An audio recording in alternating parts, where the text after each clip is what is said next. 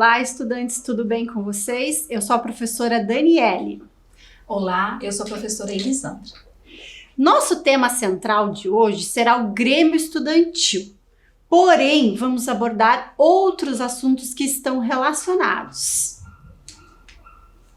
E para essa aula você vai precisar de alguns materiais: caderno ou folhas avulsas, lápis ou caneta e borracha. Agora que você já separou seu material, registre o tema da aula de hoje, Direitos da Criança e do Adolescente. Vamos dar um tempinho para vocês pegarem o material e colocarem o título e a data de hoje.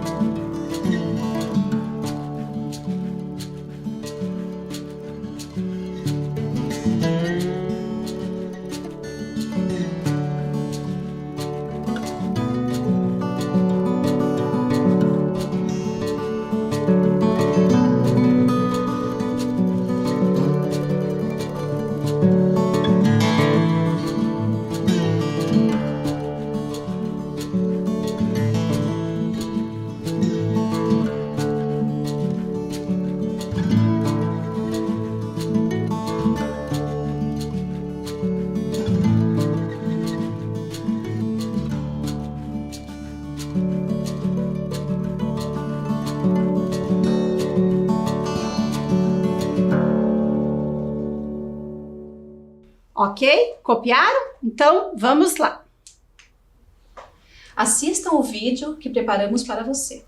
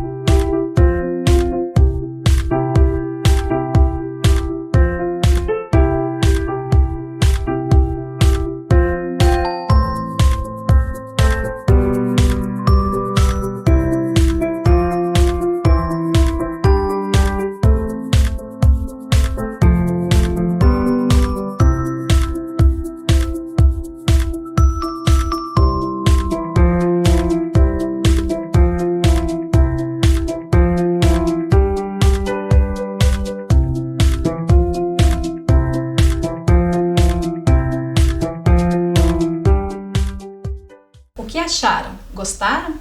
Esse tema irá permear todos os assuntos das nossas próximas aulas. E aí, pessoal? Por falar nisso, nós vamos começar sobre um assunto bem interessante, que eu vou fazer uma pergunta para vocês. Vocês sabem o que é um direito? Já pararam para pensar nisso? Então vamos lá. O direito é o que regulamenta as relações humanas quanto à responsabilidade da convivência em sociedade. Então, nós precisamos conviver em sociedade e, para isso, nós temos alguns direitos.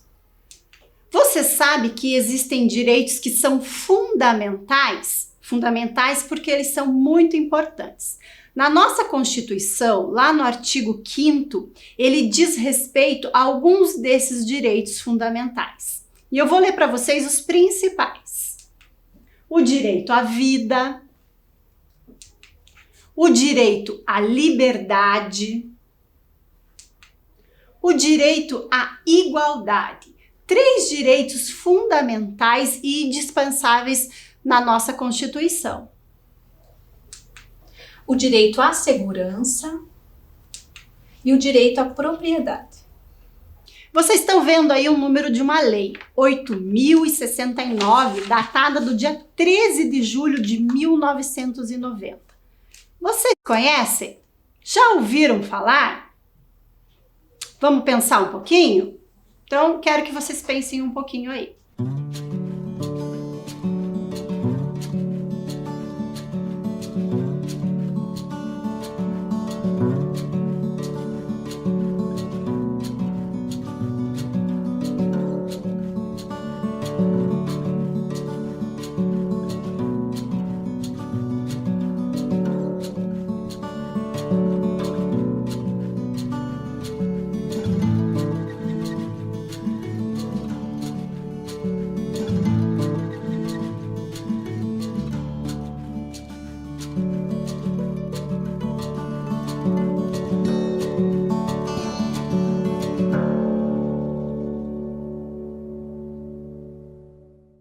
Nós vamos falar sobre o Estatuto da Criança e do Adolescente. Então, quem acertou aí vai lembrar um pouquinho mais dessa lei tão importante para o nosso país. O Estatuto da Criança e do Adolescente é uma conquista dos movimentos sociais e da mobilização popular, um marco na garantia dos direitos e na proteção de crianças e adolescentes brasileiros. Você sabe como essa lei foi construída? Vocês já pararam para pensar? Será que ela surgiu assim? Ela surgiu de manifestações de movimentos sociais e principalmente de crianças. Interessante isso, né? A história da regulamentação dessa lei é bem importante para nós. Foi construída a muitas mãos e os textos que estão hoje nesta lei vêm lá da nossa Constituição Federal.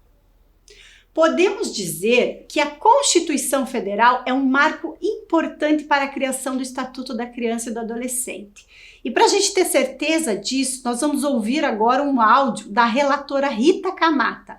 Ela foi uma pessoa muito importante no processo dessa lei. Então escutem com bastante atenção. É uma lei que tem a preocupação desde quando o bebê está no ventre da mãe, todas as políticas preventivas que são necessárias, o suporte à família para que dê a educação, o limite, a formação aos seus filhos, até aquele que não teve essa oportunidade, que houve omissão da família, da sociedade e do Estado, que são os que estão acometidos nas medidas socioeducativas.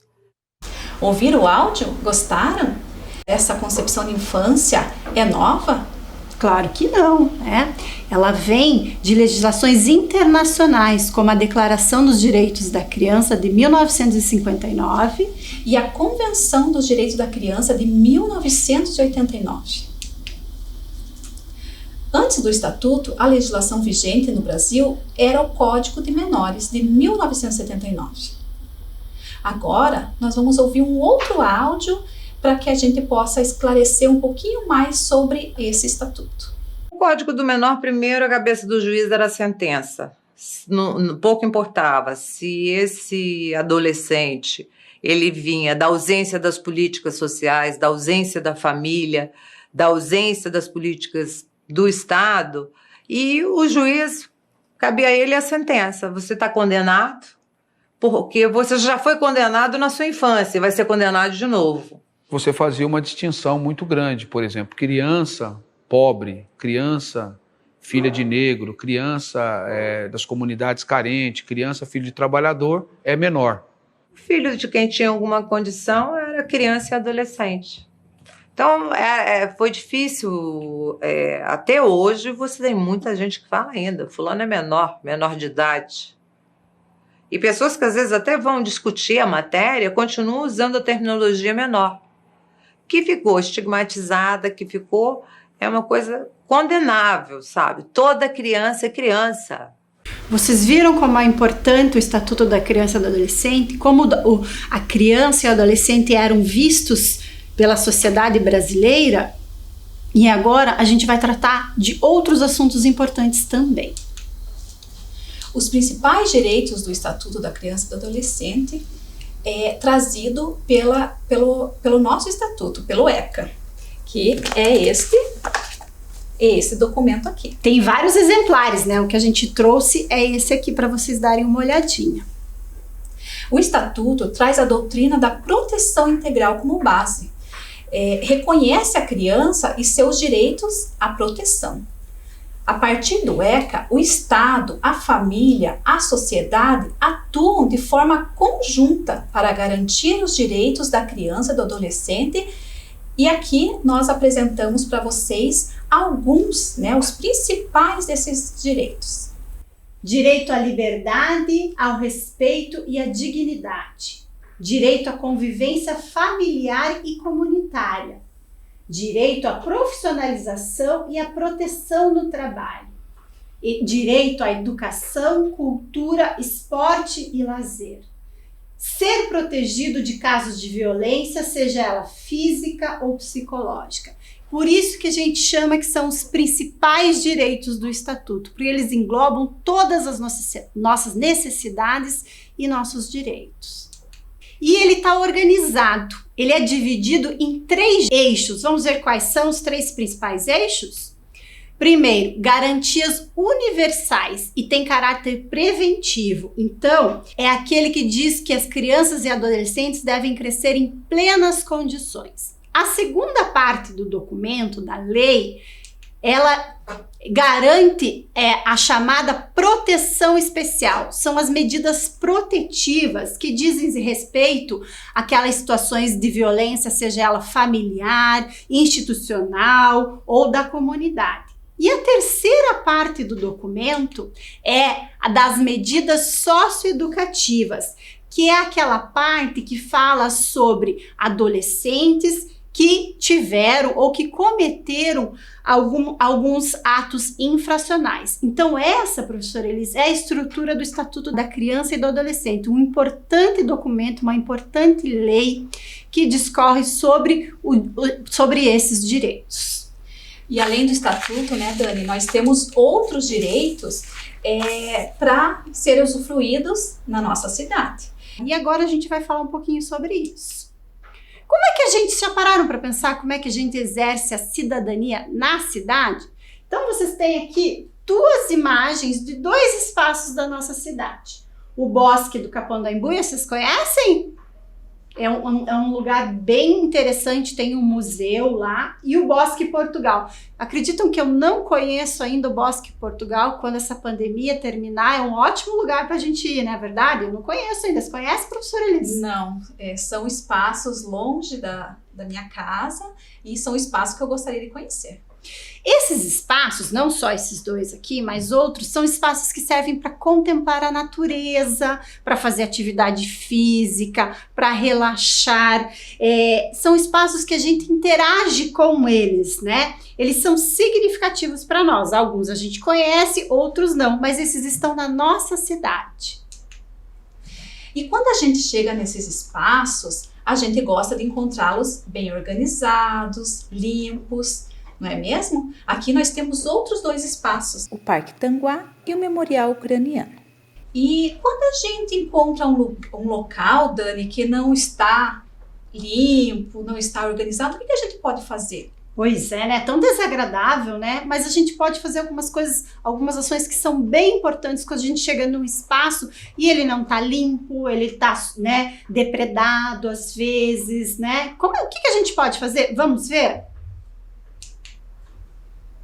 A gente pode entrar em contato com a Guarda Municipal no 153 ou na Prefeitura no 156 e fazer a nossa parte também, A gente precisa manter esses locais assim como nós nos encontramos. Exatamente, E se eu ver alguma coisa que eu posso resolver, eu não preciso ligar para o local, eu mesma posso resolver, Eu preciso manter esses espaços do jeito que eu gostaria que fosse, como na minha casa, por exemplo. E aí, eu trago para vocês uma reflexão. Vamos pensar um pouquinho? Como você exercita seus direitos e deveres na escola? Vamos pensar?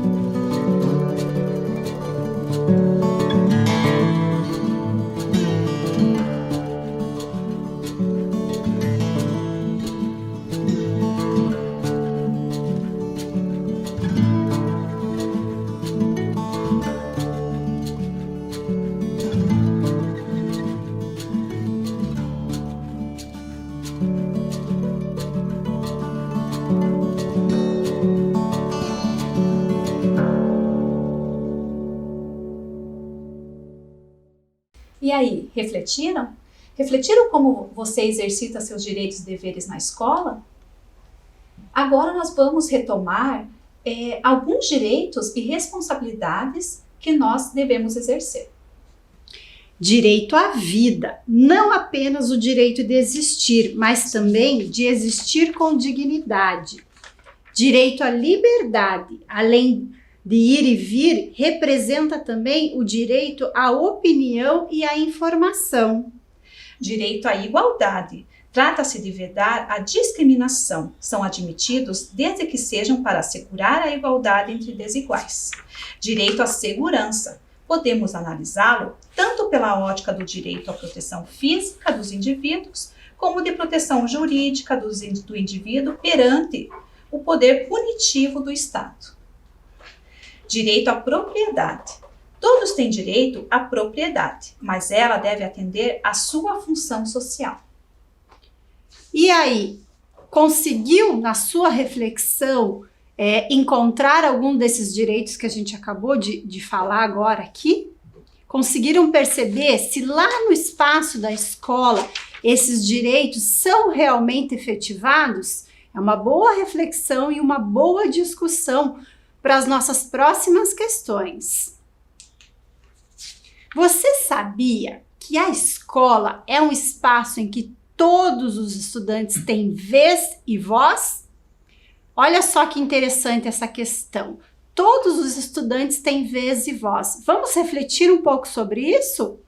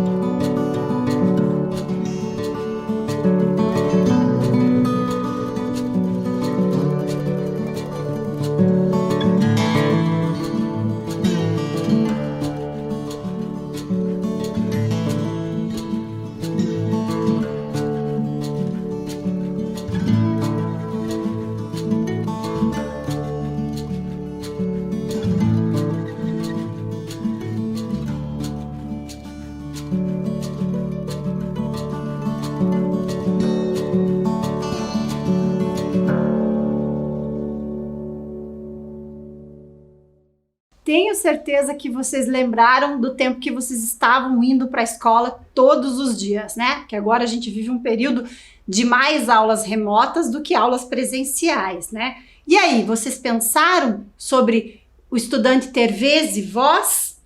Como que você se sentia ouvido? Você se sentia ouvido na escola?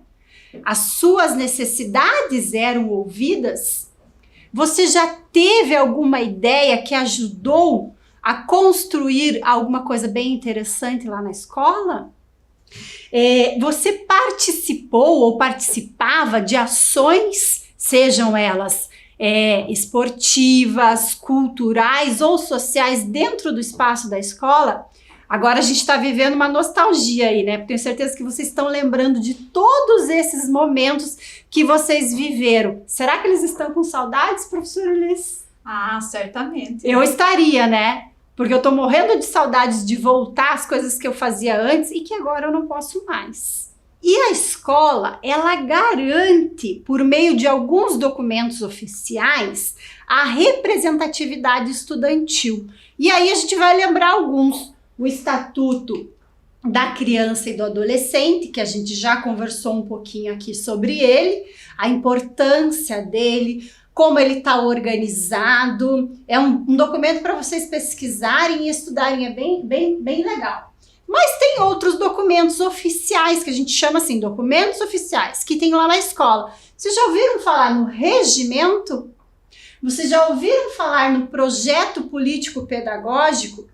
Esses dois documentos norteiam a organização escolar e garante que o que está colocado aqui no Estatuto da Criança e do Adolescente seja realmente efetivado lá na escola. Vocês conhecem esses documentos? Já ouviram falar deles? Sabem para que eles servem? O Estatuto, o Regimento e o Projeto Político-Pedagógico reafirmam esses direitos, reafirmam a organização do trabalho, os deveres e as responsabilidades das escolas. E vocês, enquanto estudantes, são responsáveis também por essa organização. Procure saber mais sobre esses documentos quando a gente voltar, né, presencialmente para a escola. Procure saber mais sobre esses documentos, conhecê-los, para poder participar mais das discussões, de movimentos de interesse, né, na escola. Você tem várias formas de exercitar seus direitos e responsabilidades na escola. Vamos pensar um pouquinho sobre isso? Mas como, professora Daniela, eu posso fazer isso? O que você acha, professora Elis? Como que a gente exercita esses direitos e deveres e responsabilidades, lá no espaço da escola? Participando, né, das aulas, com interesse, com responsabilidade, respeitando as professoras, buscando assuntos pertinentes à educação. E para isso a gente precisa conhecer as nossas legislações, né? O Estatuto da Criança e do Adolescente e os documentos da escola, o Regimento, o PPP, que a partir do conhecimento dos nossos direitos, a gente pode também sugerir melhorias na escola, a gente pode buscar nos reunirmos em movimentos estudantis para que possamos levar até a direção da escola algumas ideias de melhoria desses espaços e também dos encaminhamentos didático-pedagógicos dentro das nossas escolas. E como que a gente pode exercitar esses direitos e responsabilidades na escola? Vocês sabem? Vamos pensar sobre o assunto? E nós vamos conversar agora sobre o tema central de todas as nossas aulas, que é o Grêmio Estudantil. Neste espaço de discussão, os representantes ouvem os estudantes, os estudantes, né, e decidem coletivamente quais as principais ideias e reivindicações que eles precisam ter. E isso tudo é levado, sabe para quem? Para a direção da escola. Por isso que o Grêmio Estudantil é um órgão muito importante. O Grêmio é uma das formas de representação estudantil. Você sabe o que é um Grêmio? Você lembra do início da aula, onde vocês assistiram um vídeo que falava um pouquinho sobre essa representação, sobre a organização dos movimentos? A gente vai deixar um tempo para refletir e registrar, buscar na memória se vocês já participaram na escola sobre esse movimento, se vocês, o que vocês sabem do assunto. E se vocês não souberem, não conseguirem nesse momento fazer o registro, vocês podem buscar posteriormente na escola onde vocês estudam, numa oportunidade de retorno, se informar melhor sobre essa organização, como que se dá o Grêmio na sua escola e participar se tem também. Ou não, né, professora Isso. Elis? Se tem o Grêmio, porque temos escolas que, né, com a possibilidade de não ter essa organização. E se tem esse movimento, se vocês podem participar, né, quem são os representantes, registrem nesse momento o que vocês sabem sobre esse movimento, sobre essa organização, sobre essa forma de representação estudantil.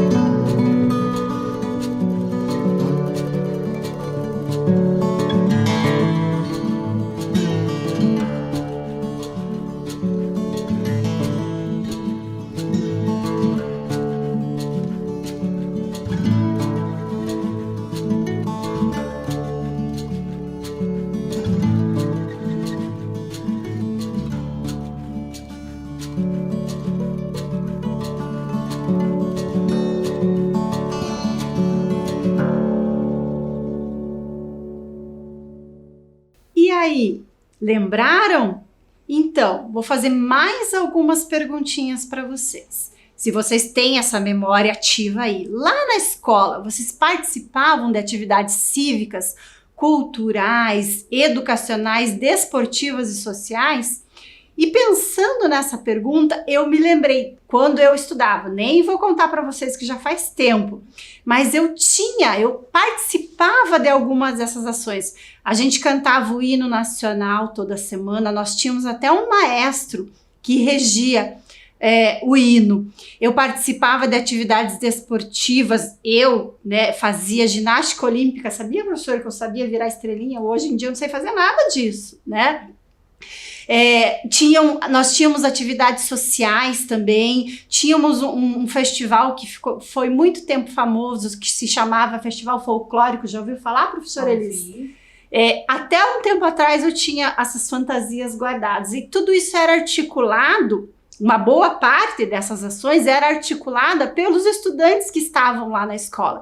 E isso é bem importante, né? Tinha também, eu lembrei agora aqui, feiras de ciência também. Na escola de vocês tem? Eu já fui visitar algumas feiras de ciências nas escolas. E você, professora Elis? Também, várias escolas, né? Participei organizando enquanto professora, ajudando como pedagoga na escola. Essa experiência como professora eu tive. Agora, como aluna, né, como estudante, como a Dani, já não. Eu tive esse privilégio. Esse privilégio de ter essas duas experiências. E agora que vocês resgataram as memórias, eu garanto que até algumas fotos nos celulares de vocês acharam, né? Porque hoje em dia você vai lá no celular e olha tudo. Dá saudades, não dá? Então vamos continuar falando um pouquinho mais sobre a importância do Grêmio Estudantil. O Grêmio é uma das instâncias que favorece a escuta, os anseios e as necessidades dos estudantes junto à direção da escola. Então, você já pensou se todos os estudantes fossem falar com a direção, fossem lá buscar o diretor, o vice-diretor da escola, quando tivessem alguma dúvida, precisasse desse momento de escuta? É muito comum, né, a pedagoga também, vocês buscarem, reivindicarem.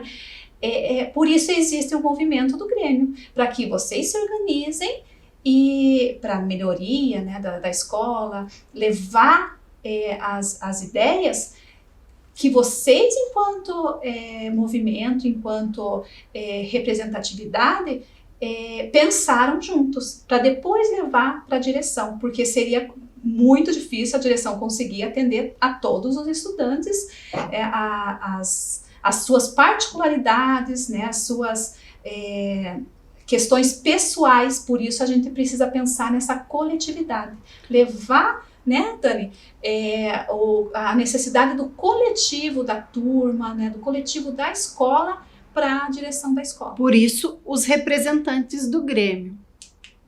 O Grêmio, se vocês sabiam que o Grêmio é uma organização sem fins lucrativos, o que significa isso? Ela não arrecada fundos, né, recursos financeiros, não pode, né, fazer isso. Que representa o interesse dos estudantes. E aí ele tem os deveres, ou fins, né, como vocês acharem melhor, que são os cívicos, os culturais, os educacionais, os desportivos e os sociais. A gente já falou um pouquinho sobre esses exemplos. E nós vamos falar também, num outro momento, sobre a composição do Grêmio, que são as diretorias, o papel, né, de cada representante no Grêmio. É um assunto bem interessante, toda a parte de organização documental que existe toda uma regra e uma organização para o Grêmio existir na sua escola, que se você ainda não tem, você já pode pensar para articular, se você tem vontade, né, professora Elis? Exatamente, temos várias legislações que já vêm garantindo, desde a Constituição, a LDB, o Estatuto, que nós já conversamos bastante sobre ele, trazem essas legislações que respaldam, né, as unidades para trazerem também nos seus regimentos, no PPP da escola, algumas ações envolvendo o Grêmio Estudantil. E um uma das principais atribuições do Grêmio é escutar os estudantes e levar as propostas significativas para a direção da escola. A gente já falou sobre isso, mas é importante retomar, né? Quando você participa das reuniões propostas pelo Grêmio, você exerce seu direito de falar e de ser ouvido perante seus colegas. Lembram dos direitos fundamentais que a gente comentou no início da aula? Ele é exercido aí, nesta forma, quando você é ouvido. E é claro, as suas propostas precisam ser coerentes, né? Não posso propor nada que seja absurdo ou que fira algum outro direito, né? Essas propostas, elas precisam vir ao encontro do bem comum da escola ou de alguma necessidade que vocês viram, seja ela física ou social ou da estrutura. Melhorar alguns espaços é uma ação bem comum dos grêmios também. Então temos várias ações e atribuições do Grêmio. Ele transita por vários campos da escola. E o Grêmio é o órgão máximo de representação dos estudantes da escola. Atuando nele, você defende seus direitos e interesses e aprende ética e cidadania na prática.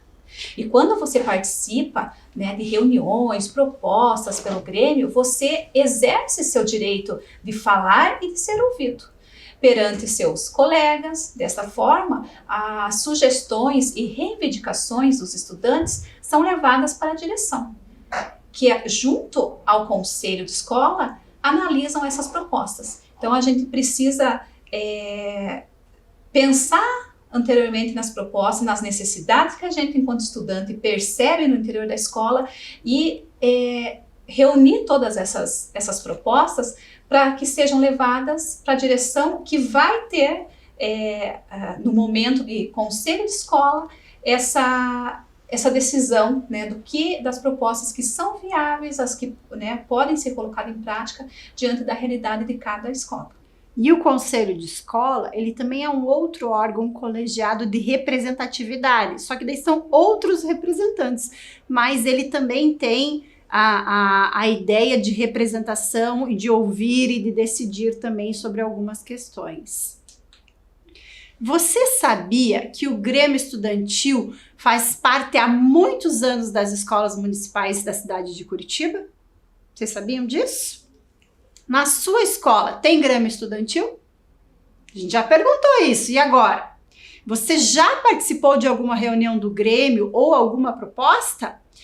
Agora eu vou apresentar para vocês as escolas dos anos finais, do 6º ao 9º e os seus grêmios. Então vamos lá. Escola Municipal Bairro Novo, Guilherme Lacerda Braga Sobrinho, ou mais conhecida como Caique Bairro Novo. Nós temos um Grêmio lá.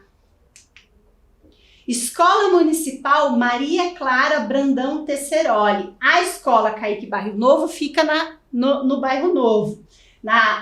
E a Escola Maria Clara fica ali na região do Novo Mundo, Pinheirinho, naquela região ali. Temos também a Escola Municipal do Caíque Cândido Portinari e a Escola Municipal Professor Erasmo Piloto. A Escola Municipal Professor Erlei Mel e a Escola Municipal Júlia Amaral de Lena. A Escola Municipal Papa João 23 e a Escola Municipal Coronel Dorival de Brito e Silva. A Escola Municipal Prefeito Omar Sabag, a Escola Municipal São Miguel e a Escola Albert Schweitzer. E nós temos também escola dos anos iniciais, do 1º ao 5º ano, que tem o seu Grêmio, que é a Escola Municipal Graciliano Ramos. Na escola, eles têm já o Grêmio instituído há algum tempo e geralmente são os alunos do 5º ano, 4º ano que são os representantes, com ações bem importantes e bem interessantes. Então, essas foram as apresentações das nossas escolas. E aí, a sua escola tem Grêmio? Se ainda não tem, acho interessante você pensar nisso, né, professora? Sim. Que tal a gente apresentar nas aulas seguintes Mais escolas com Grêmio? E hoje aprendemos um pouco mais sobre leis importantes para o exercício da cidadania, nos espaços da cidade e da escola, e a representatividade estudantil. A gente viu um pouquinho hoje sobre direitos das crianças e dos adolescentes, a importância de ser cidadão, a importância das leis, dos direitos e das nossas responsabilidades. E vimos tudo isso sobre o olhar do Grêmio Estudantil, um órgão que dá aos estudantes a representatividade que ele precisa no espaço escolar. Nós agradecemos a aula de hoje, esperamos contar com vocês na próxima aula. Tchau, pessoal! Até a próxima aula, se cuidem e fiquem em casa.